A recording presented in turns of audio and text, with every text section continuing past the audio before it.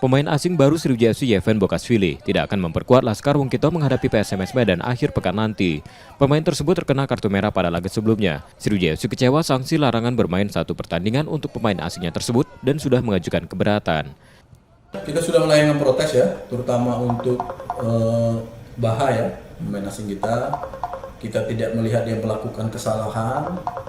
Seharusnya kartu kuning, kalaupun itu kartu kuning pertama.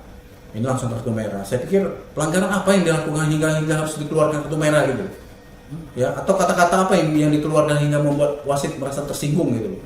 Ya itu dari video-video kita kirim bahwa Bahar tidak pernah melakukan hal yang di luar adab ya kalau itunya hingga membuat wasit harus mengeluarkan kartu merah.